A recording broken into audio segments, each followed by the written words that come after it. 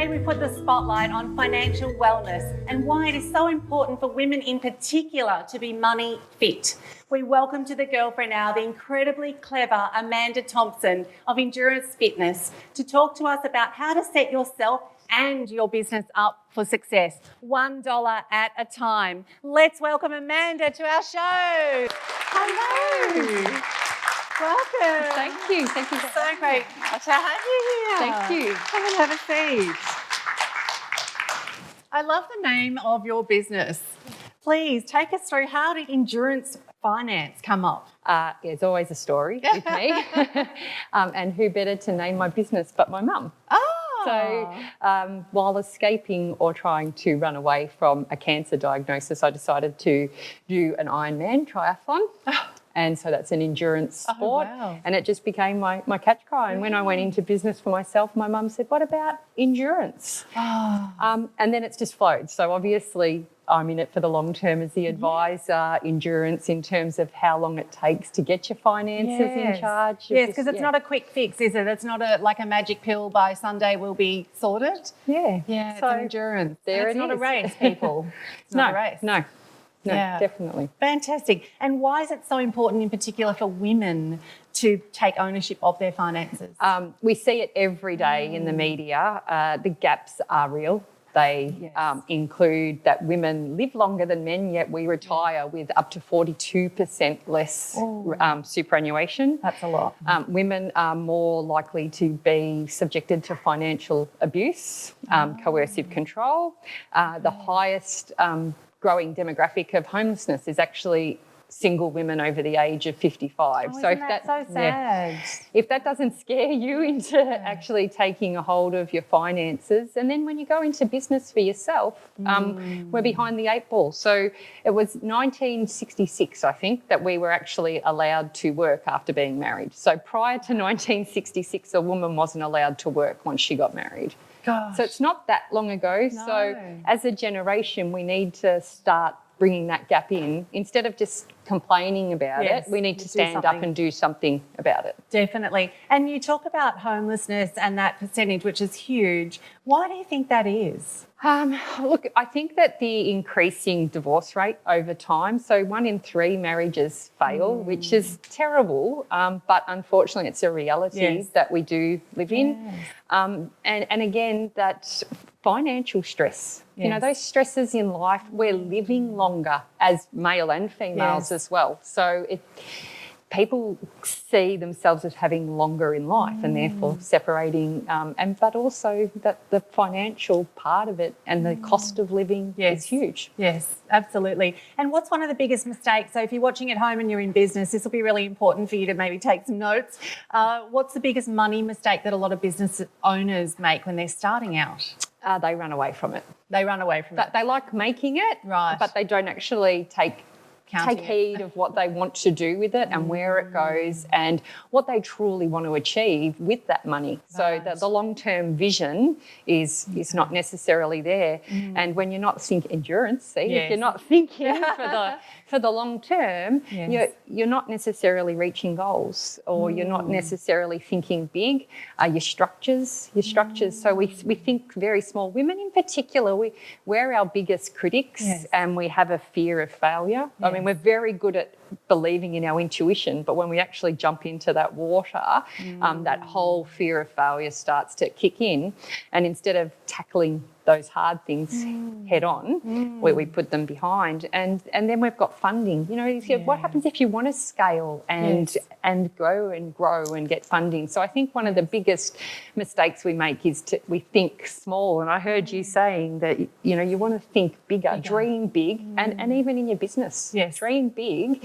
And if you set it up correctly and get the right advice along the way, then you're going to get there. Yes, absolutely. Would you think it's fair to say that a lot of business owners might just think of it like a 100-metre race rather than an endurance? So they just go, I'm just going to do this bit, and they don't think about that whole endurance journey. So they might spend too much upfront and it's like, oh, it's gone. It is. I think that we're so busy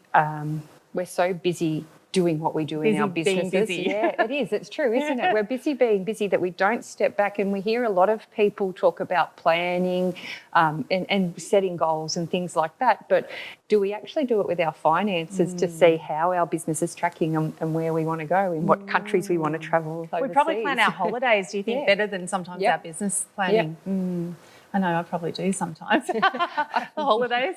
They're good to Goal plan. setting, take us through that, because we talk about goals a lot on the show and in life and in business. What's the important part of goal setting, especially when it comes to money and finance? So you're talking to a triathlete, and it's a financial planning triathlete. Always can bring Lycra into the conversation. And just like health, like fitness, like any type of well-being, when you set a goal for finances and you can measure that, when you achieve it, you feel great about yourself, and positive energy breeds positive energy. And it's the same with finances. When you actually achieve those goals that you have set out, you're more likely to go, oh, wow, I can go again, or I can do this, or I can dream bigger. So goal setting is really important, because it allows us to measure how we're doing in our own hearts and our own visions, not someone else's. Yes, no, that's very true. And money management, look, I don't know about any of you, but I find every time there's a meeting with an accountant or a bank manager, I get so anxious. So how do we make it a little bit more fulfilling and, dare I say, fun? You're talking to her. She's your answer. I take the piss out of myself on a regular basis if you work with me. So you can actually learn from my mistakes as opposed to making your own. That's great. No, but in all seriousness, talking. Talking is a really huge key to decreasing the anxiety around money. Sharing. I co-host a podcast, and we actually talk and encourage women to talk about money. And so we're learning from each other. Yes.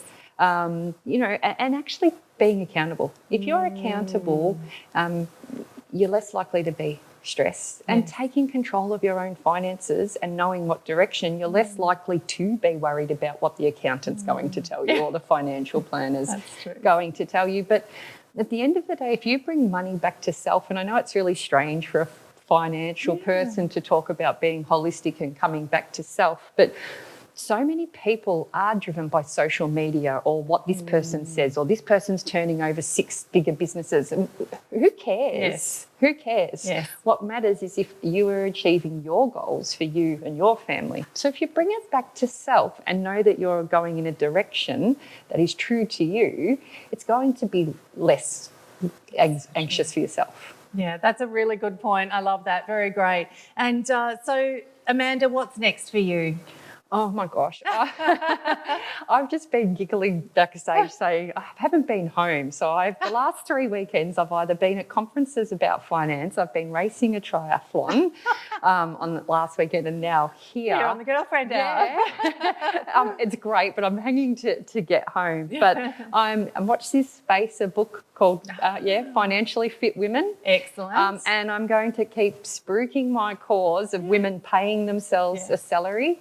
And I've just joined a board that is going to be venture capital funding for women-led businesses. So again, watch this space. Yeah, less than 4% of venture capital is available to female-led businesses. Wow. Yeah, that's fantastic. Yeah. So hopefully lots, but hopefully a little bit of calm over the next few weeks. That nice balance. Oh, thank you so much for coming on our show. Give it up for Amanda Thompson. Thank you so much. Are you loving the Girlfriend Hour so far? We hope you've been inspired by the wonderful women you've seen sharing their stories. Do you have an inspiring story of your own to share? We're looking for magic just like yours. Be featured in Feminescence magazine and start your own exciting media journey. Join many other fabulous women who've been profiled in Feminescence magazine. Unlock access to an international audience, propel your career and expand your network. Make today the day you back yourself. What are you waiting for? Visit feminescence.com.au to find out more.